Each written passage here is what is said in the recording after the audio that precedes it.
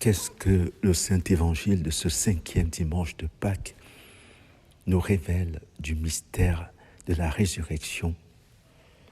L'aspect tout à fait particulier, la révélation tout à fait particulière de ce 5e dimanche de Pâques, c'est peut-être la dernière phrase de la deuxième lecture.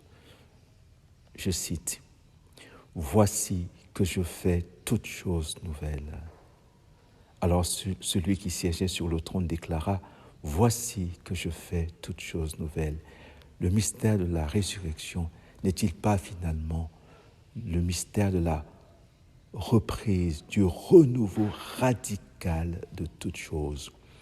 Comme disait Jésus un jour à Nicodème, est-ce que ce n'est pas le mystère d'une nouvelle naissance? Est-ce que ce n'est pas le mystère, comme pour Abraham, d'un nouveau départ? Quitte ta parenté, va vers le pays que je te montrerai.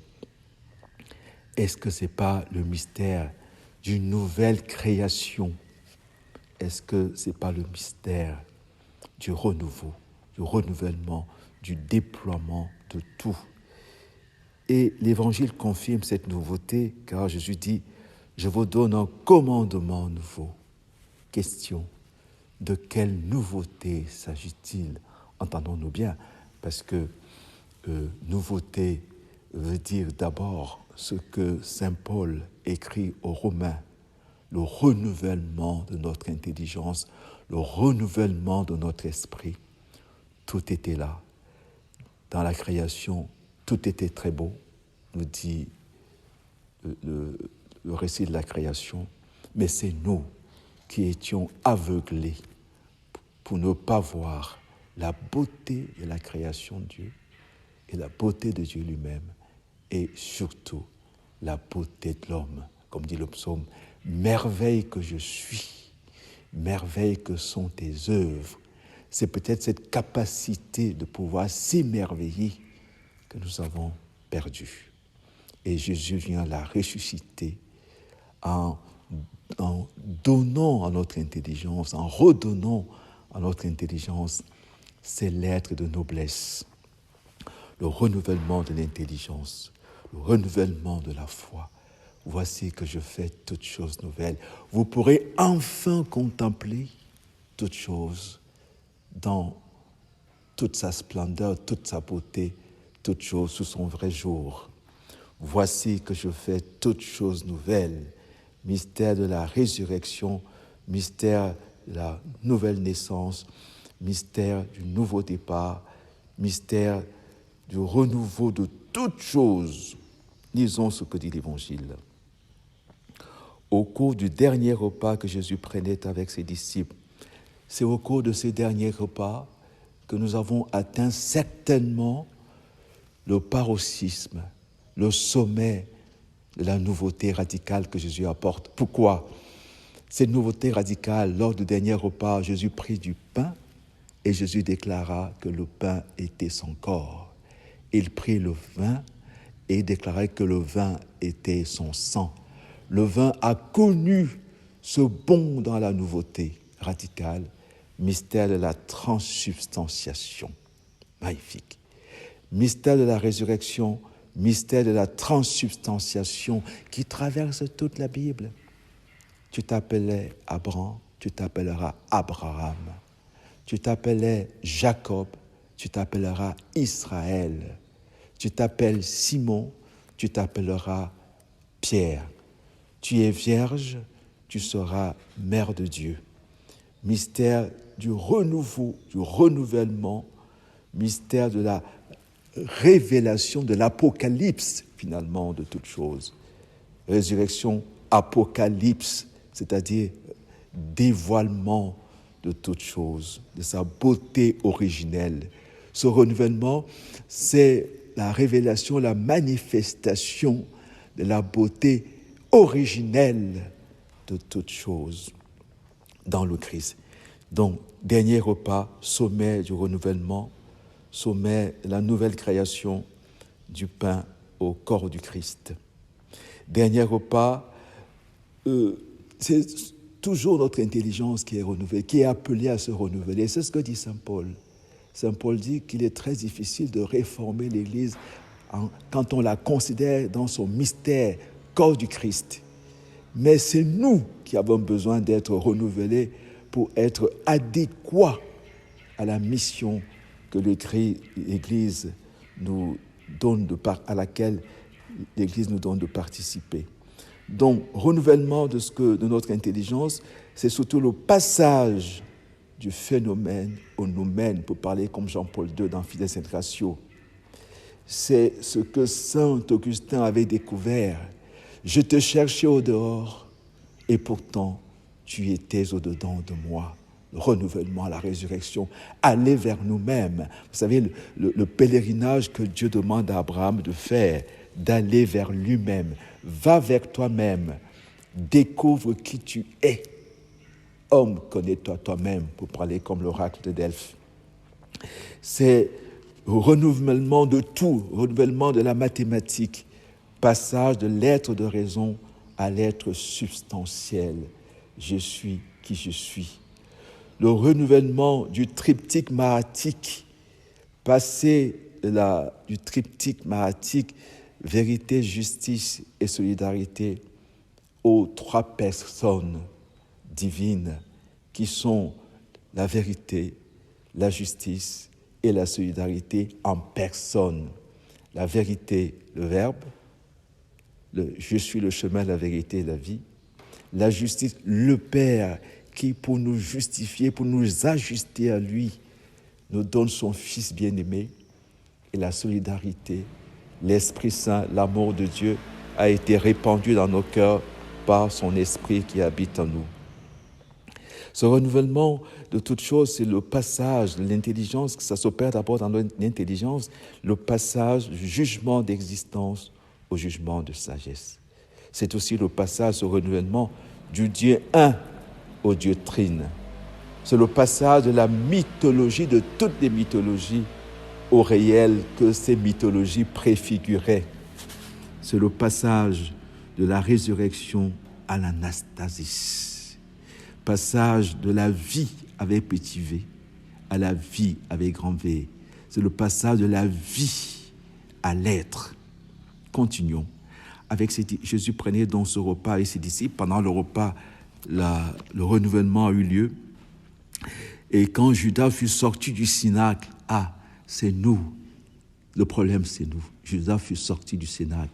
Homme, connais toi-même. Quand nous ignorons ce qui nous sommes, c'est ce que disaient les néoplatoniciens. D'où vient que les âmes aient oublié Dieu, leur Père, fragment venu de lui. Non seulement les âmes s'ignorent, elles ignorent leur Père, car elles sont sorties du cénacle. Nous sommes sortis de notre intelligence, nous sommes sortis du Saint des Saints, nous sommes sortis de la connaissance, nous sommes sortis de la contemplation. Pour parler comme Marie à Cana, ils n'ont pas de vin, ils ne contemplent plus. Jésus déclara, maintenant le Fils de l'homme est glorifié et Dieu est glorifié en lui. Si Dieu est glorifié en lui, Dieu le glorifiera et il le glorifiera bientôt. Vous avez entendu 5 fois dans la même phrase, glorifié, glorifié, glorifié. Voilà le renouveau aussi. Ou alors que Judas sort, alors que tout est sombre, alors il est précisé d'ailleurs après, quelques versets après, Judas sortit, il faisait nuit, et Satan entra en lui. Alors que le mal, tout autour de nous et en nous, a l'air de tout dominer, Jésus proclame le renouveau. Ce renouveau, c'est l'entrée dans la gloire. La gloire, la victoire de l'amour surtout. Malgré les apparences d'une victoire du mal, la gloire est plus radicale, la gloire reprend tout, et le sommet de cette gloire qui reprend tout, c'est la croix glorieuse. Une espèce d'oxymore, croix glorieuse. Judas sortit du cénacle, il quitta le Saint des Saints, il oublia la beauté de l'homme et de Dieu pour chercher sa propre beauté. Maintenant, et c'est là que Jésus dit, maintenant le Fils de l'homme est glorifié. C'est ce que nous devons dire, quel que soit ce qui nous arrive, reprendre cette prière de Jésus au chapitre 17 de Jean. Père, glorifie ton Fils, quel que soit ce qui nous arrive. C'est la gloire qui est le dernier mot de Dieu sur tout. Petits enfants, dit, on continue l'évangile, c'est pour peu de temps encore que je suis avec vous. Je vous donne un commandement nouveau. Alors là, nous touchons à un grand mystère. Quel est le commandement nouveau que Jésus nous donne? Je vous rappelle que le commandement, c'était « Tu aimeras le Seigneur ton Dieu de tout ton cœur, tu aimeras ton prochain comme toi-même ». Et voilà que Jésus ramène cela à un seul commandement tout à fait nouveau. C'est de vous aimer les uns les autres, comme je vous ai aimé. Vous aussi aimez-vous les uns les autres. À ceci, tous reconnaîtront que vous êtes mes disciples si vous avez de l'amour les uns pour les autres. Vous avez entendu ces 3 fois. Comment se fait-il que le premier des commandements, tu aimeras le Seigneur ton Dieu de tout ton cœur, et le second qui lui est semblable, ton prochain comme toi-même, soit devenu un seul commandement? Aimez-vous les uns les autres comme je vous ai aimé. Comment nous a-t-il aimés? C'est ça qu'il faut découvrir pour comprendre cette nouveauté radicale. Il nous a aimés jusqu'à nous donner son corps et son sang, jusqu'à nous donner son esprit, jusqu'à faire que son Père soit notre Père, nous donner sa mère, nous donner son Église, nous donner le pouvoir de pardonner les péchés, et il nous a tout donné. Qui a Jésus a tout, disait la petite Thérèse, et en nous donnant tout, il nous a donné, il nous a connaturalisé à lui. Il peut dire que tout ce que tu as fait à l'un de ces petits, c'est à moi que tu l'as fait. Jésus nous a connaturalisé à lui. Lui, vrai Dieu et vrai homme. Il fait que tout homme et toute femme sur la terre découvre sa nouvelle identité. Vous n'êtes plus mes serviteurs, vous êtes mes amis. Et le propre de l'amitié, c'est la vie commune. Jésus et moi, nous sommes un. Et aimer le prochain divinisé par Jésus. C'est ça qu'il faut découvrir. Vous aimez comme je vous ai aimé. Il nous a aimés en nous donnant sa vie. Il n'y a pas de plus grand amour que donner sa vie. La vie divine qui est en nous fait que le premier des commandements, tu aimeras le Seigneur ton Dieu et tu aimeras ton prochain, devient l'amour du prochain parce que le prochain a été divinisé par le Christ. Et étant divinisé par le Christ, c'est ce que dit Jésus lui-même, vous donc soyez parfaits comme votre Père céleste est parfait. L'amour de Dieu nous rend semblables au Père. L'amour de Jésus nous rend semblables à son Père. L'amour de Jésus nous donne de recevoir son esprit et de pouvoir le communiquer aux autres. Nous voilà une fois de plus plongés dans le mystère trinitaire.